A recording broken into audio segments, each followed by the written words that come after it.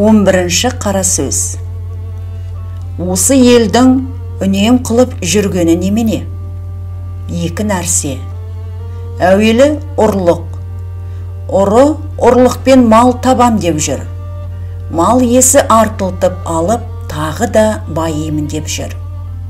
Ұлықтар алып берем деп, даугерді жеп, құтқарам деп ұрыны жеп жүр.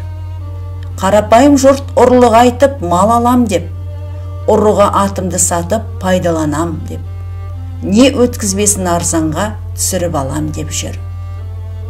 Екінші, бұзақлар біреудің ойында жоқ пәлені ойына салып, бүйтсең бек боласың, бүйтсең кеп боласың, бүйтсең кек аласың, мықты атанасың деп, ауқаттыларды азғырғалы әлек болып жүр.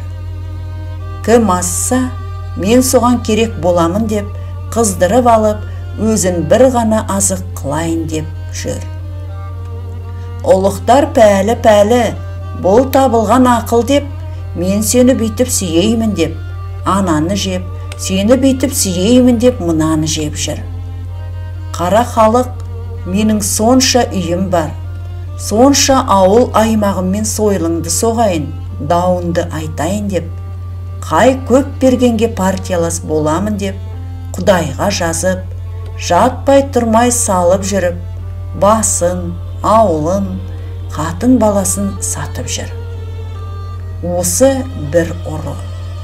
Бұзақы жоғалса, жұртқа ойда түсер еді, шаруа да қылар еді.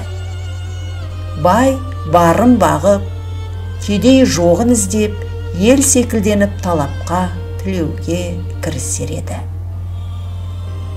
Енді жұрттың бәрі осы екі бүлік іске ортақ, мұны кім түзейді? Анттың, серттің, адалдықтың, ұяттың бір тоқтаусыз кеткені ме? Ұрыны тыю да оңай болар еді, бірақ осы бұзақының тіліне еретұғын, азатұғын байларды кім тияды?